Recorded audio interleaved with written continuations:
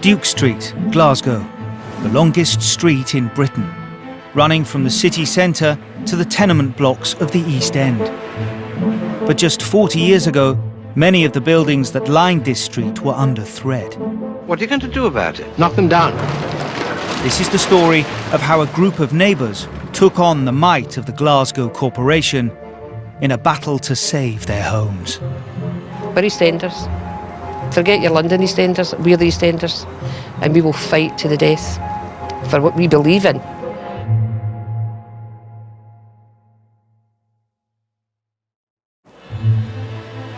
Glasgow, at the dawn of the 20th century, the heyday for the second city of the British Empire.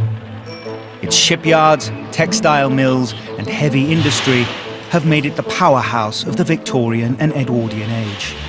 Thousands are flocking to the city in search of work.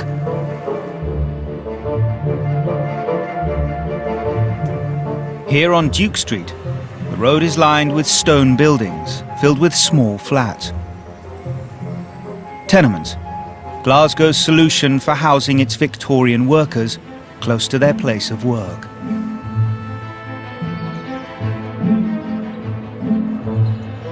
In 1968, Harriet Stromboli moved into her tenement that runs to the south of Duke Street. And this is where I used to live, 47 Bathgate Street, 3 up, right at the top.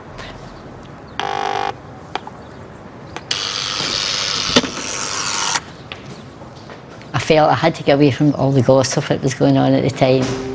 Because at that time it wasn't very common for women to leave their husbands and separate from their husbands, you know, so it was a kind of I was in a very bad position at the time.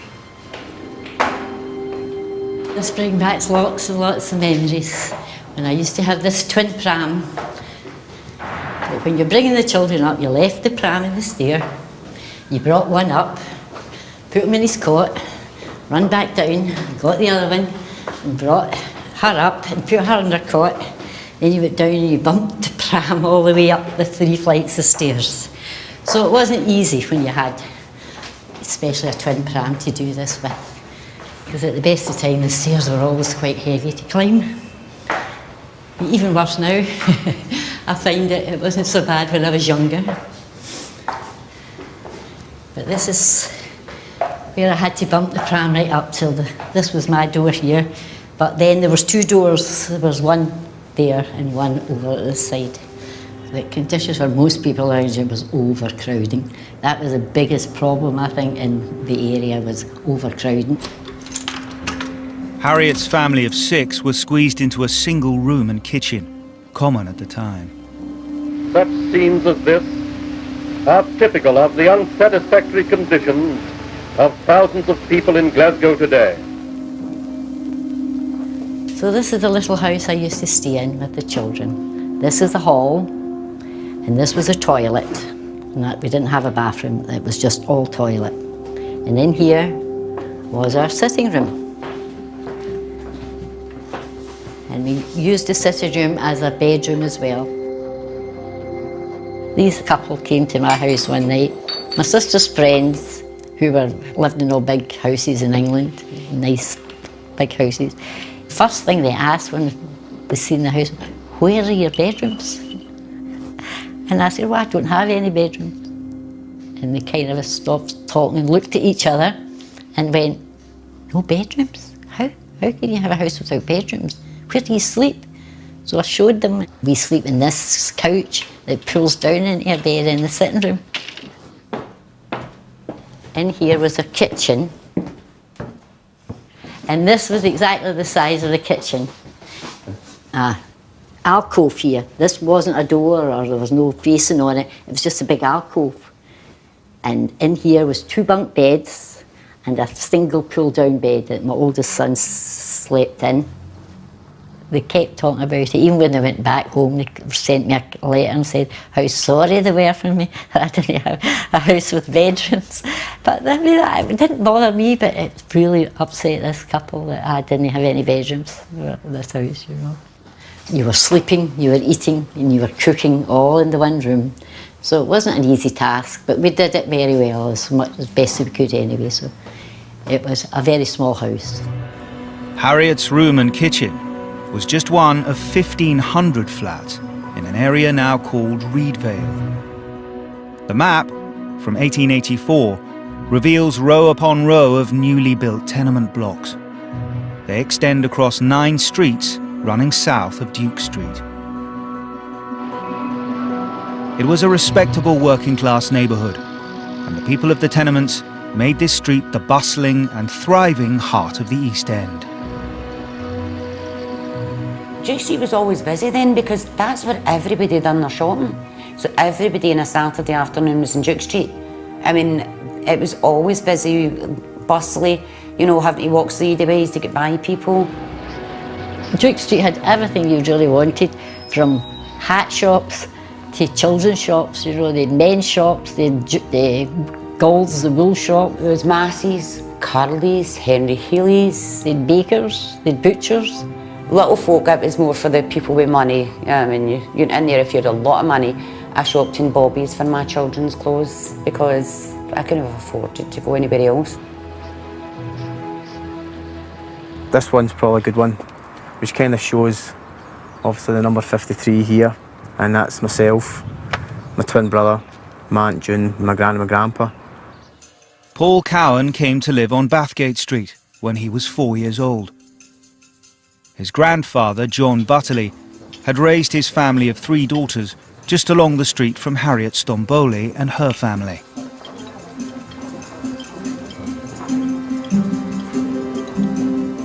So how many of you lived here?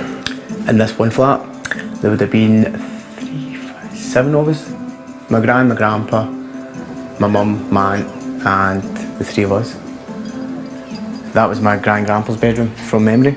They were the only 2 in there, and everybody else was crammed into the other room. So there was a bunk bed with myself and my twin brother and my older brother, and then there was a double bed which had my mum and my Auntie June in it. John and his wife were home movie enthusiasts. It's a unique record of Duke Street's tenement life, capturing family and neighbours in the closes and back courts in the late 1960s and 1970s.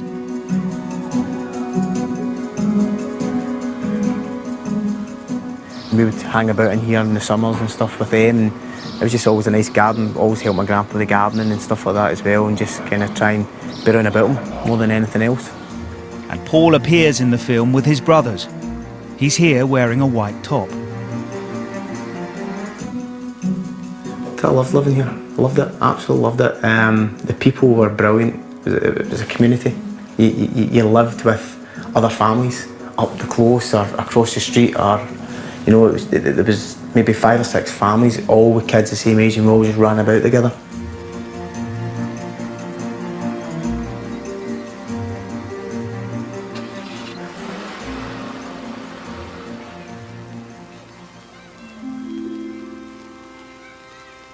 There was always children out playing and people standing talking at closes, and it was a community street, I would say.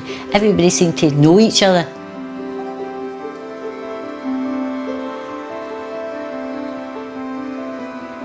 This is Prince and this is Vicky.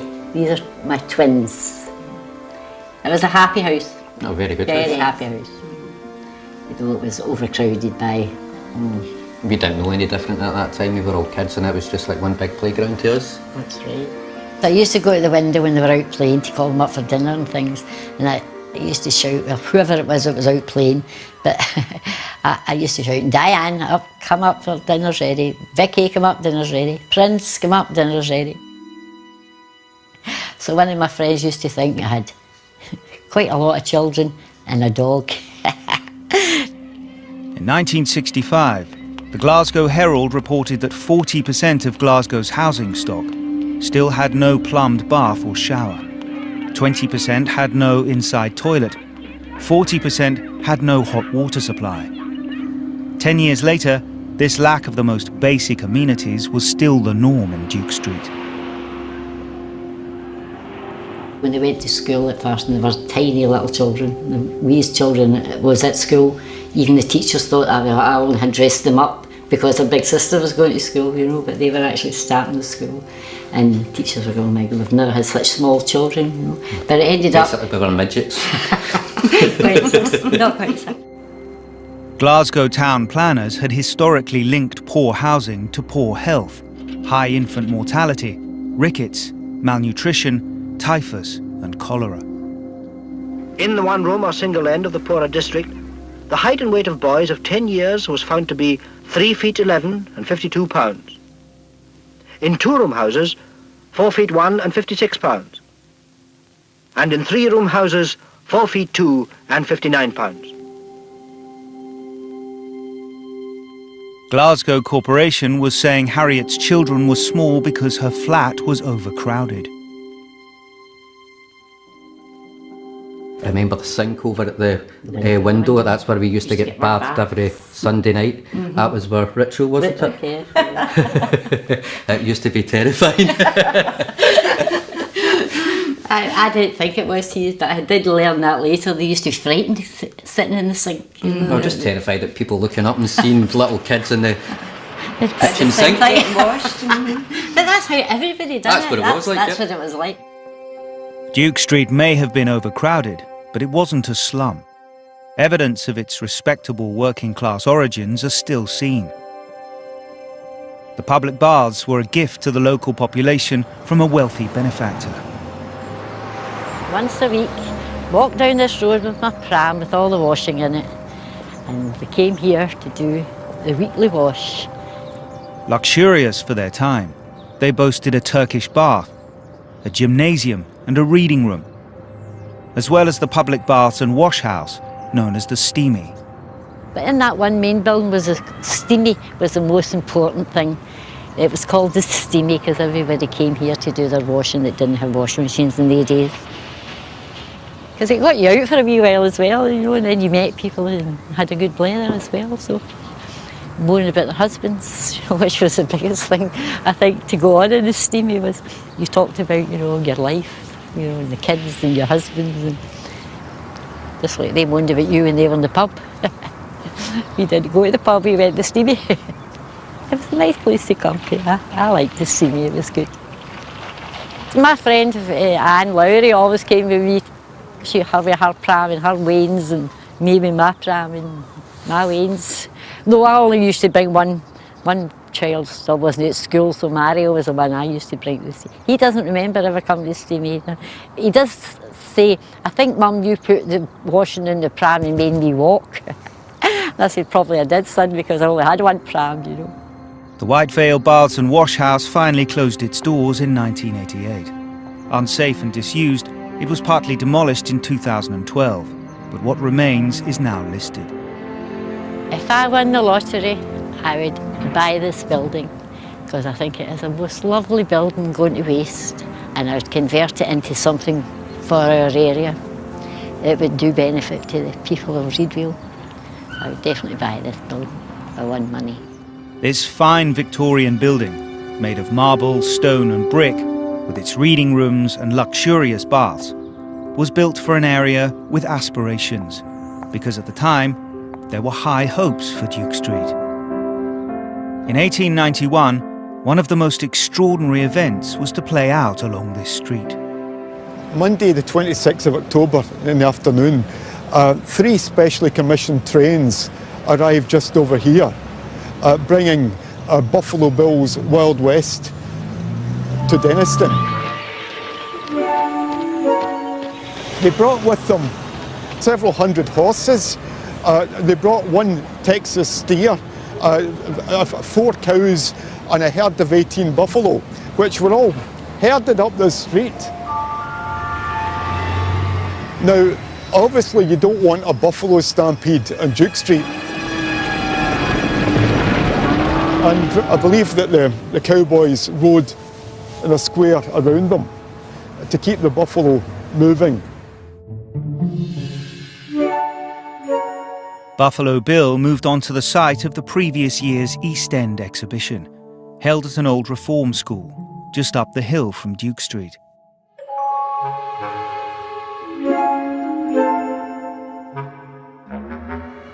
Well, that is Colonel W.F. Cody, otherwise known as Buffalo Bill. Yeah, the first show on the evening of Monday, the 16th of November, only played to 6,000 people, so there were obviously tickets available. By the time word got round, that first Saturday they were turning people away. The show played to a packed house over 3 months. More than 600,000 people came to see Buffalo Bill and his Indians. More than the entire population of Glasgow. Don't fall into the misconception that these guys, these Indians, were just actors made up to look like Indians. These guys were the real deal. There was about 50 or so of them. The majority of them enlisted voluntarily, but 17 of them were prisoners of war from the trouble which erupted the previous winter. The government didn't really know what to do with them. So Buffalo Bill came along and said, look, why don't I take these guys to Europe? Because this was actually an old trick going back to colonial times. If you had hostile Indians, you take them back east and say, look, the white man's world, the world that we will see to you is massive. You can't fight us. The people of Duke Street came face to face with another world when they met real-life Native Americans. The show was based up there. And of course you get the Indians during their time off. They come promenading down and onto Duke Street. At first it was obviously a very intimidating sight, a very novel sight, exotic sight for the local people. You didn't have immigrants then, but all of a sudden you have this encampment of Sioux Indians. You know, it's all a bit mad, but I think people got quite blasé. It just became part of the scenery after a while. Buffalo Bill had come to Duke Street because it was the centre of a heaving metropolis. He was proved right, as thousands came every night to see his show. His wagon train finally departed Duke Street on the 27th of February 1892. This was a period of rapid expansion for the city and the industrial working class. Labourers and artisans migrated from the Highlands and over from Ireland to work in the shipyards, steelworks and factories. Glasgow was one of the fastest growing cities in the world. The population quadrupled between 1800 and 1850. Between 1850 and 1925, it quadrupled again to peak at 1,100,000. Twice the rate that London was expanding in the same period. And its housing strained under this relentless demand. In Duke Street, the tenements had all been built, and they were full to bursting. Boom, boom, boom, boom. In 1950, Glasgow was Britain's most densely populated city. Its stone tenements had become a symbol for poverty, disease, crime, and overcrowding on a daunting scale. So you've come to Glasgow, have you? Pretty grim, isn't it? Dirt, filth, stench everywhere. And believe me, there are literally hundreds of back courts, every bit as bad as this in Glasgow.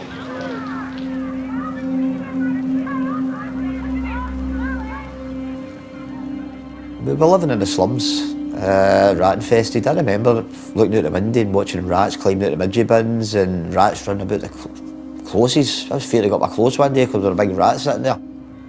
John Mallon was a child living in an area called the Gallowgate, to the south of Duke Street. If you walk through the tenements in Glasgow, you walked in a maze because you're so small and the buildings were so high. And it just seemed to be a corner after a corner. As Britain moved into the post-war world with high hopes, the Glasgow Corporation was determined that something had to be done. Their approach was as radical as it proved controversial. There's Glasgow, 40,000 acres. And this small patch represents 2,000 acres. And on that is crammed 150,000 of the city's dwellings. That is, half the dwellings on a 20th of the space. But that's ridiculous. Of course it is. What are you going to do about it? Knock them down.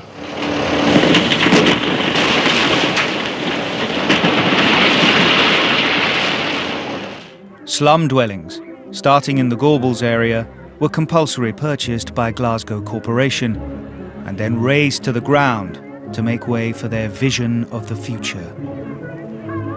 Glasgow Today takes a look into tomorrow as the corporation puts on an exhibition foreshadowing the proposed new inner core of the city. A scale model, 100th full size, shows the bold outline of the Glasgow to be in sharp contrast to the city that was. The Bruce Report, published in 1945, recommended the wholesale destruction of the centre of Glasgow and the rebuilding of an entire city from scratch over a period of 50 years. That way Glasgow would transform into a healthy and beautiful city. Although later watered down, it did become the blueprint for the complete demolition of vast swathes of tenement slum housing. The aim was to rehouse 250,000 people living in central Glasgow and move them out into new council estates built on the rural edge of the city. We really moved because there was me, my mother, my father, my brother, and then my other brother. My mother was pregnant with my other brother, and we stayed in a one-bedroom house, so we had to move. And we got a house in East of us. John Mallon was 8 when his family were moved out to Easter House. It was one of the largest of the new estates, or schemes. I loved it. That was my happy memory, sitting in the back, building a fire, sitting to 5 in the morning. I used to kid on my camping out and just sit at a fire all night. And so that was my hobbies in Easter House, like egg hunting and making swings and building dens and just being free. That's what Easter House was really about.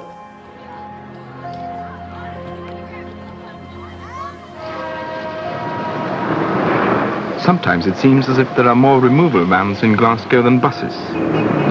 At any rate, statistics show that every 5 to 10 minutes somebody somewhere is moving house. Tens of thousands of people were shipped out of the city and into the schemes. Brand new state-of-the-art housing was waiting for them, set in green fields with the promise of fresh air and a world away from the dirt, filth, stench everywhere. This was not a modern idea. The concept of a healthy life away from the dangerous, overcrowded city centre had been tried before, and it had taken place on Duke Street. This map allows us to go back 160 years to 1843. Glasgow is in the grip of a typhus epidemic. A Glaswegian doctor, Robert Perry, attempts to explain the spread of disease by linking it to crime, poverty, and overcrowding. He draws a colour-coded map of the city, and Duke Street appears on this map, part coloured red, denoting high levels of disease. But Perry's map shows Duke Street to be a dividing line between factories to the south and the green fields and trees of the estate of James Denniston to the north, where there is no disease. 10 years later, his family would have a grand plan to create a new suburb of moral rectitude, clean living, God-fearing and alcohol-free. The idea for the garden suburb was a pet idea of his. He wished to develop because he had a concern. He was a moral person, obviously, he had a concern about the health and the welfare of society at all levels. His son, Alexander, engaged one of the city's finest architects, James Salmon, to plan a 200-acre estate of avenues, boulevards and parks, and gave it the family name, Denniston.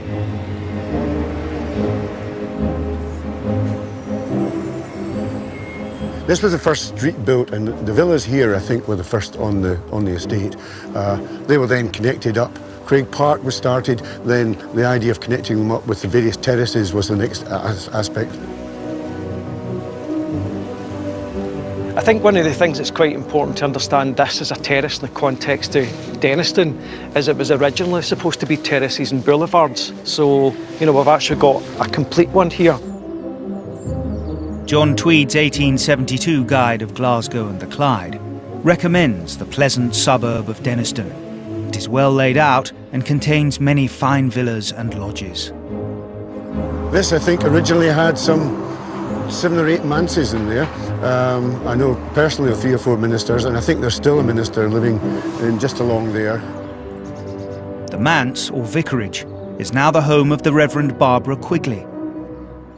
I think this manse was built by James Salmon for a friend of his, so this has got kind of bells and whistles on it. It's got the curved staircase and the double arch there, which is, I think, rather stunning.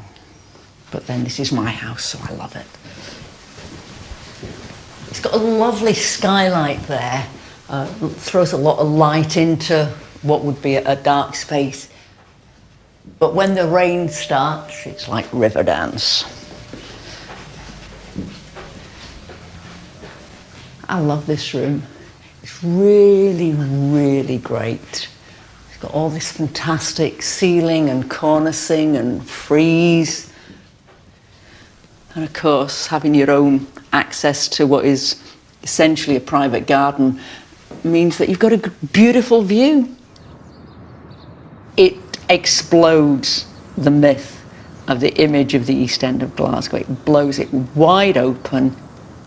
It's a hidden gem.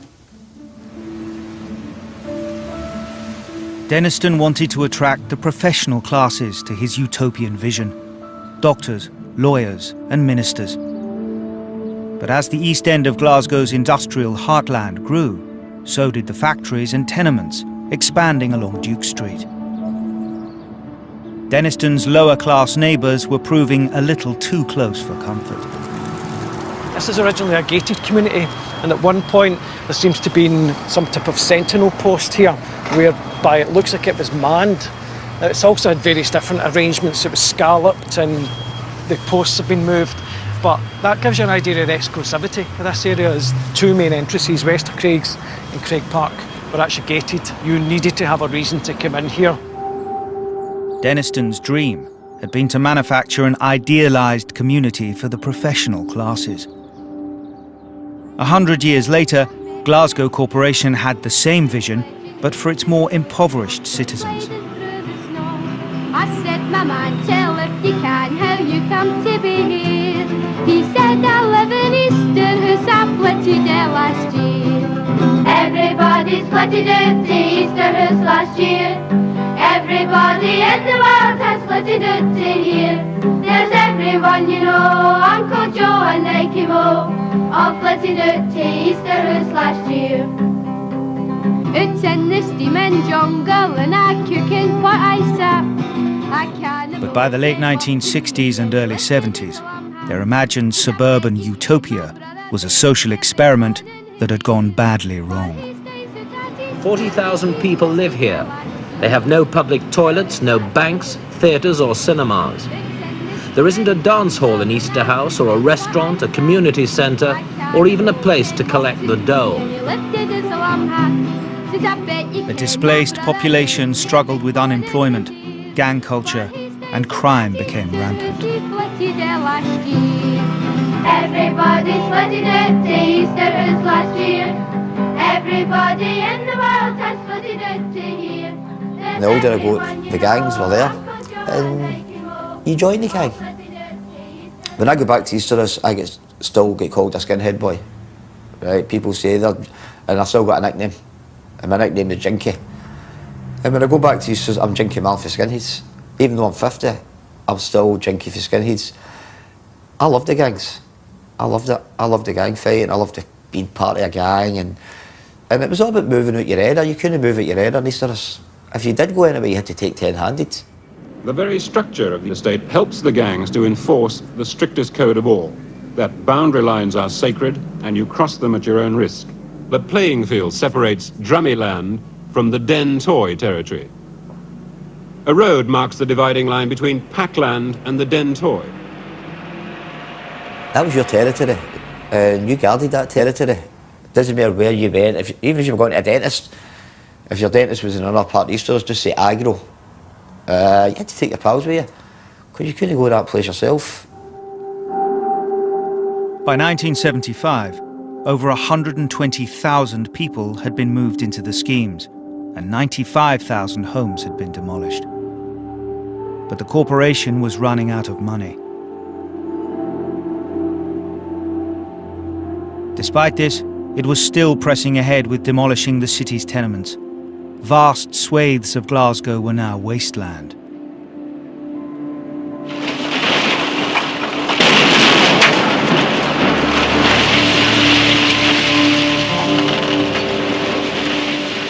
In 1975, the corporation's bulldozers were heading for Duke Street.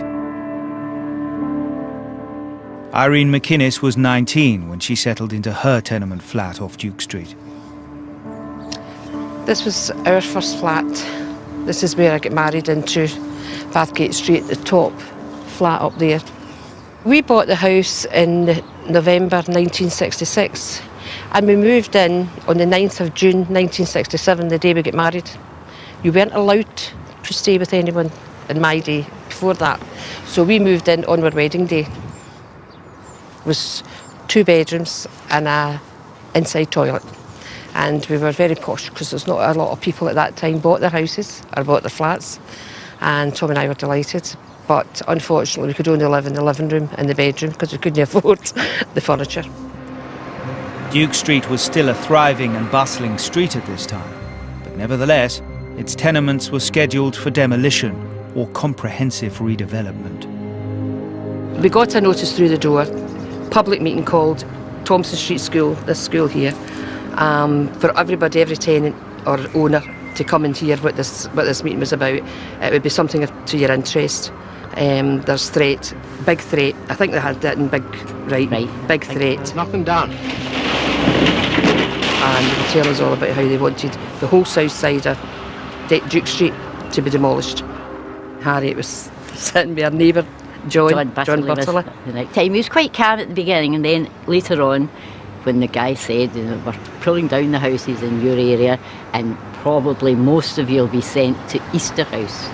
Mr. Butterley did get up in arms, didn't he? He did. And he said to the man, you go and live in Easter House if you like, but I certainly am not. Excuse me, use it. He used the proper language, but I will not use the language John used. He had colourful language all the time, didn't matter who spoke to. I remember a lot of shouting and bawling. And it was basically like, it was no, that's not happening. Easter House lies 5 miles away from Duke Street. Back in the 70s, there were no regular bus routes there. That time in the 70s, Easter House was very much a distant land. It was miles away as far as we were concerned. The scheme's got a bad name, especially Easter House. There was a way back then. This could have been us because these houses are over 30 years old, and they must be. What do you think of these wee verandas though, Irene? They're so small, aren't they, really? There isn't much you could get in them. Maybe one chair and that'd be it. Maybe, and sit on them. Because they're family houses, you know. But the stuff they were offering us way back then, look at it. Well, they couldn't have been very well built when they're coming down already, I don't think. There was a lot of gangs in Easter House, and it really did frighten people to come and live here. I certainly didn't want to come and live in Easter House. It was very scary stuff, you know. John Butterley's reluctance to be moved out to Easter House struck a chord with many at that meeting. They decided to take on the authorities. What motivated him was basically people were telling him what he was to do and when he was to do it, and you'll just accept this. And he's like, well, no, you're wrong, so I'm not accepting it. They were mostly from Bathgate Street. John Butterley, Irene McInnes. I lived up in 64. We had John Butterley and Cathy McFarlane was in 59. We had Harriet in 47. Harriet the nuisance. We had Isabel Allen. Jimmy Donaldson. And when we all got together, we made things happen. So people in the area thought, well, that's the Bathgate Street Mafia, you know. And their boss was John Butterley. The idea was to create a resident-run organisation from scratch, which would purchase and then renovate their own properties. Yeah, it was unheard of. Nobody knew what it was. I mean, it was. I don't know where the initial idea came from, but no, it was very new, especially in Glasgow. The residents faced 2 big problems. First, to try and persuade a reluctant Glasgow corporation that the residents knew better. Second, to persuade all their neighbours to join them. The houses were in disrepair. There's no doubt about that. The houses were in disrepair. People couldn't afford the upkeep of them. They couldn't afford the maintenance of them. You had landlords who weren't interested in doing anything with them. Just as long as they were getting their rent, they weren't interested. The corporation thought they were unmaintainable. They thought they were at the end of their life. He disagreed with that. He thought that they just needed a bit of TLC, they just needed a bit of love, they needed a bit of money spent on them, whereas they just thought the easy solution was just to knock them down. For a year, the Bathgate Street Mafia kept pushing, petitioning and arguing. Finally, Glasgow Corporation recognised a group of enthusiastic amateurs with no previous experience as a legitimate housing association.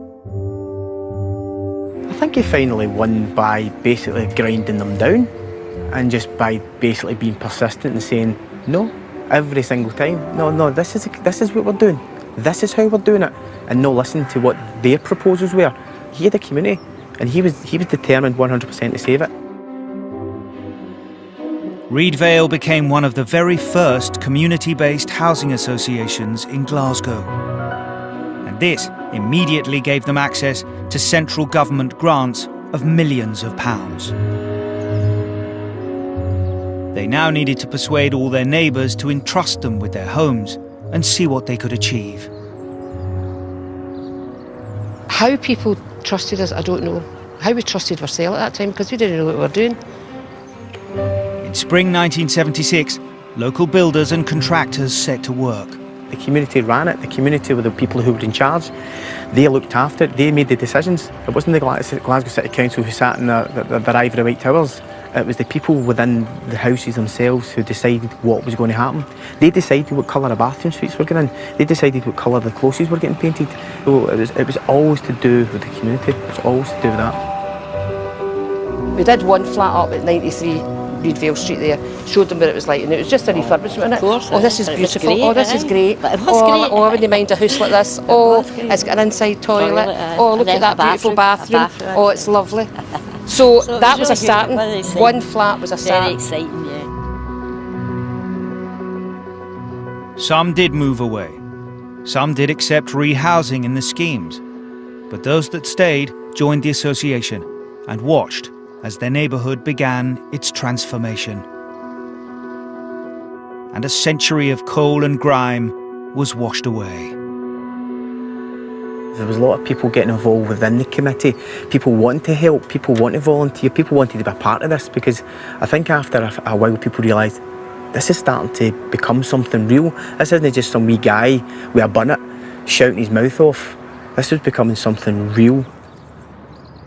This is Reedvale Housing Association, Glasgow Housing Association. What would you rather have?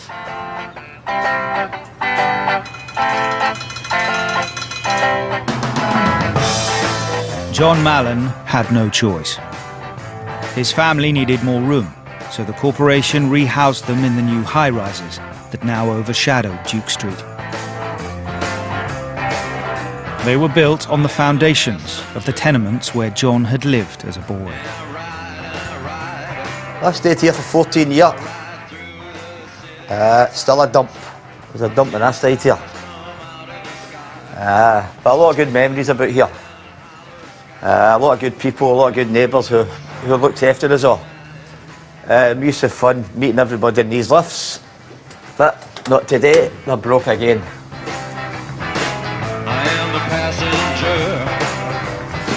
This is the back stairs. When built back in 1968, the White Vale and Blue Vale towers symbolised the pinnacle of Glasgow's bold vision. Soaring 30 stories high and each containing 174 flats, they were the tallest occupied buildings in Scotland. You just have to walk all the way up to the top, 26. These flats are quite notorious, but the biggest majority of people that stayed here were really good, honest citizens. What level are we at now? I've lost count. Oh, right. I've lost count. I think it's the next one. The one time you didn't need to leave the flats. You could buy your drink here. You could buy cheap vodka here. You could buy cheap champagne up these flats. Buy drugs up the flats. Buy tobacco up the flats. Buy butcher meat. There were a butcher. Used to buy half a cow. Used to chop butcher meat up. You could buy a butcher parcel for £5. You know what I mean? So that community kind of was there, but raw. You know what I mean? And all the meters were rigged. But the white meter heating they had was too. We couldn't run it. It was costing £20–25 to heat a one-bedroom house. Nobody could heat their houses. So we were a spark that stayed up here and rigged all the meters. You know what I mean? And we were all toasted. This is my old bit here. This is my old landing.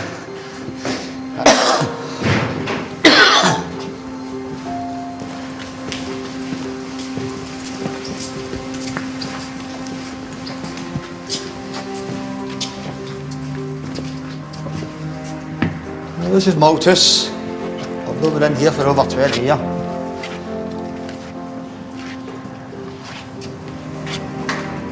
This is the room. Didn't realise how so small it was.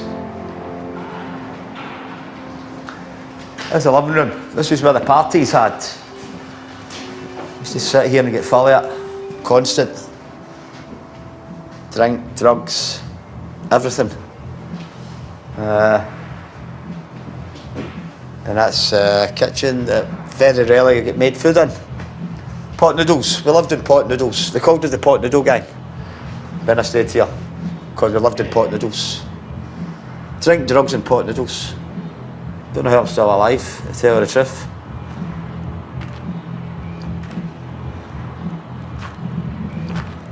I could walk out the door and get full of Valium, cannabis, acid, heroin, cocaine, Mogadon, Tramadol. We didn't know the risks. We thought we seen it on the telly, basically, watching Starsky and Hutch.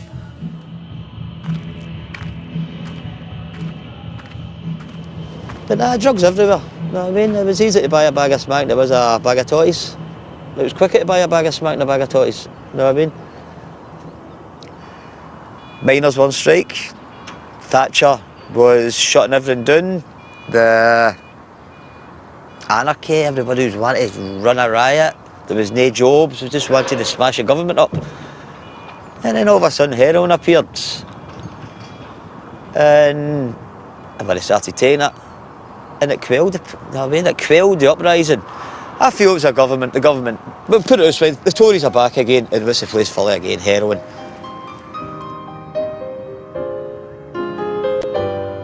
This is Britain, I'm Britain, this free and promised land. In the 1980s, Duke Street, like the rest of Glasgow, was hit by the economic downturn that was to engulf Scotland and the north. With mass unemployment came social deprivation in the form of alcohol and drug addiction. Duke Street was in the thick of it as Glasgow's reputation blackened. The life expectancy of a man living in the most deprived areas of Glasgow was a full 15 years less than one living in the city's more affluent districts. What was left of Denniston's middle classes on the north side of Duke Street now fled the East End. As families moved away, so the grand houses became bedsits, halfway houses and hostels. During this period, Reedvale was also undergoing a period of change. Families were still leaving the area. They had also been forced to demolish some buildings deemed to be unsafe. The remaining tenements were all covered in scaffolding. But then, the scaffolding began to come off as the first flats were completed. This is my mum's house. This is where I was brought up when I was a kid. Hopefully she hears me. John Stewart moved into a newly renovated Reedvale flat when he was 10. And they were all new inside, new doors, new toilets, new kitchens. Just everything was new inside. and it smelt brilliant. It smelled like a really new house, you know. Yeah, my old room there. This was my old room. This is where I slept. It's now used as a storeroom. This is our kitchen. It's never really changed except for the new cupboards. I remember when I was younger, me and my brother were standing here and we were fighting. He pushed me and I actually went right through the window and landed out the back. You can just imagine falling for there as a kid.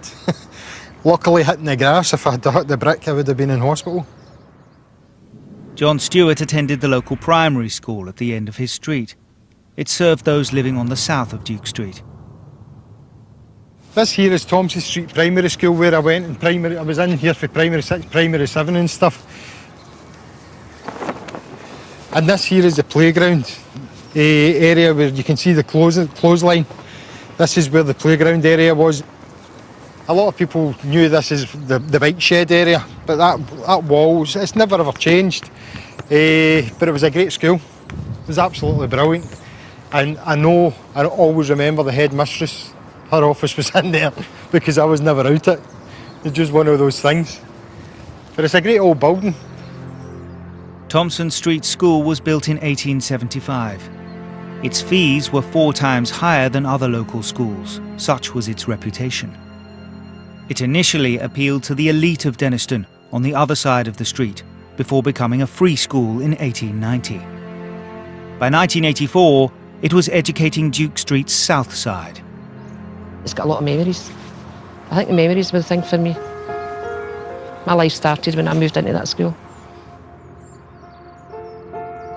The first couple of days I came to the school, I saw this boy, shocking blonde hair, and thought, he's nice. And I went home and said to my mum, I've met the boy I'm going to marry. And she just looked at me and went, so you have, dear, and just left it. But 10 years later, I married that man. But the number of families in Duke Street was in sharp decline. In 1983, the council decided to close half of the schools in the area. Duke Street's parents and children campaigned to save their school. Irene led the protest. As a parent, our first responsibility is to the safety of our children, and under no circumstance are we going to allow the council to put us in a position, and our children in a very dangerous position. We're sitting in the middle of a community where we are surrounded by 4 main roads, and no matter what school they propose to send us to, our children are going to face very dangerous hazards. Yet again, the council was coming in, other people were making decisions for us. It's about time they sat up and listened to the people from the area and realised our children come first. There was a big march. We left from here and we'd done a march right all the way around past Glasgow Cathedral and came back down High Street and John Knox Street, all in protest at the fact that they're closing this school down. Hundreds of parents and children gathered outside Strathclyde Region's headquarters before the meeting. The children wore plain white masks because, say their parents, they're being treated as faceless people. I remember it very well because it was filmed with a TV and it was the first time I was ever on TV. So I'll never ever forget that, and my face was in the picture in the paper as well, you know. Despite winning a temporary stay of execution, the school finally closed its doors in June 1984. I was one of the last primary 7 pupils in Thompson Street Primary. It seemed it was another building that would chart Duke Street's sad decline. But John Butterley and the rest of the Bathgate Street Mafia had other plans. After a century of grime and filth, stone cleaning revealed row upon row of glistening honey-coloured tenements. Reedvale Housing Association was transforming the area. Then you get impatient waiting in years to get done, you know. And that's Bathgate Street was one of the last. Really, you know. We were the Bathgate Street Mafia, we were last to get renovated. We'd done all the work, but we were last to get renovated. Harriet moved back into what had been her one-room and kitchen flat. So here we are, after this being the small flat, Reedvale came and knocked 2 flats into one. So now we've got this nice big flat that I'd like to come along and see it. And this was the flat next door, and this used to be the kitchen in the flat next door, which is now a lovely bedroom. So that was 2 bedrooms now we've got in the flat. This used to be a cupboard, and now we have a bathroom, which was a nice luxury when we moved into this flat. This was a sitting room. This whole part here was a sitting room, but they divided it into two, and now we have a small single bedroom in here, which gives you 3 bedrooms. And next door, we got a nice kitchen, which even takes a table and chairs, so it's a big enough kitchen for a family. So this was the sitting room of the house next door, and now it's a nice kitchen. Personally, I felt moving from a small roomy kitchen, toilet, into a 3-bedroom, bathroom, kitchen house was, to me, absolutely brilliant. It was like moving into a mansion. This 3-bedroomed flat is now rented from Reedvale by her daughter, Vicky. Vicky's twin brother lives just straight across the road. You can see his window from here, so they can actually always talk to each other. My other daughter lives in Thompson Street, so she's not far away either. So, as the residents of the south side moved back into their refurbished and now desirable homes, so this was influencing the whole of Duke Street. And the north side was changing too. Okay everyone, thanks for coming along today. I know it's a holiday weekend, so that's even better that people have turned up. Jerry, you'll be doing Craig Park, we do Wester Craigs, and then we kind of congregate down at the, and you're doing the square. Okay? Thanks, cheers. Brian. Have a good day.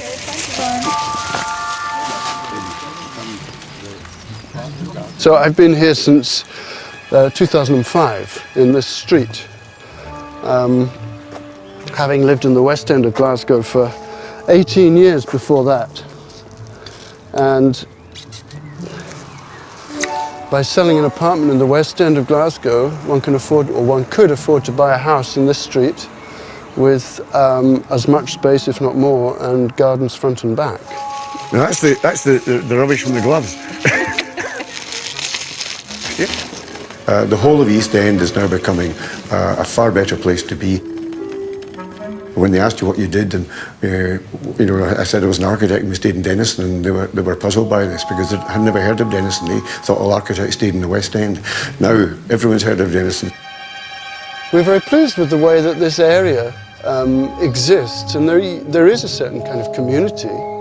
You know, if you can at least spend a little bit of time once a month picking up a sweet wrapper or two, then, you know, you do your bit.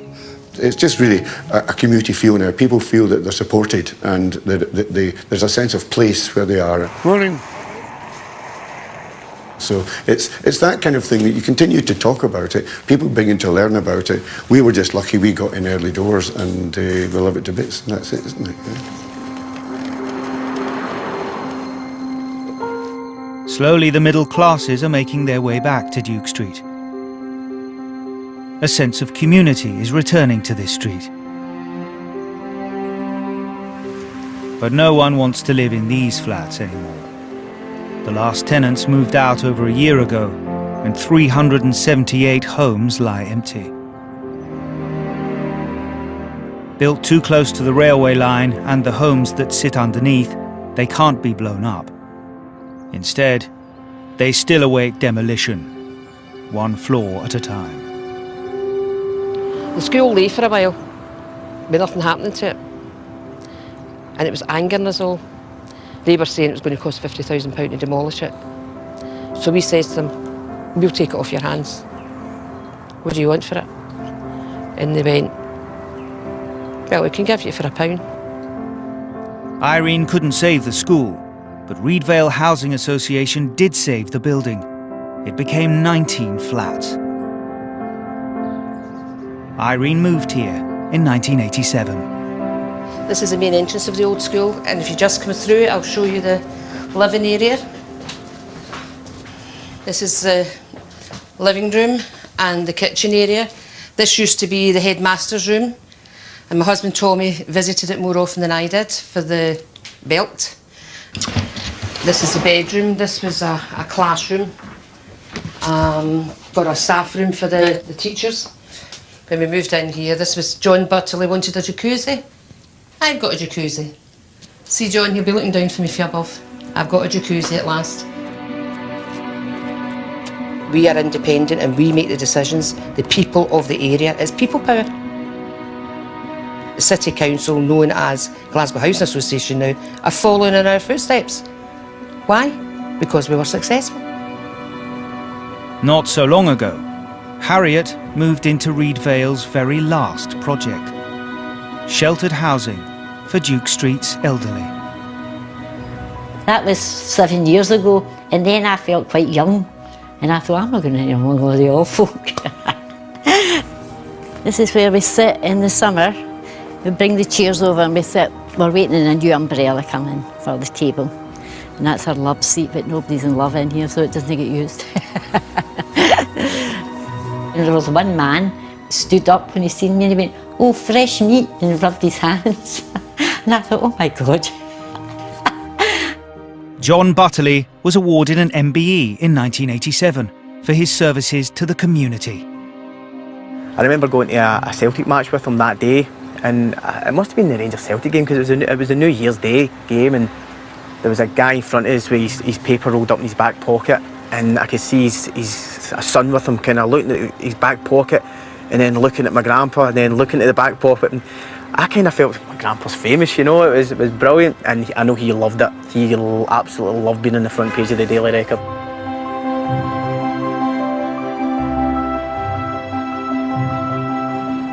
The residents of Duke Street were able to save 1,000 homes, and no one was moved more than a few hundred metres from where they'd previously lived.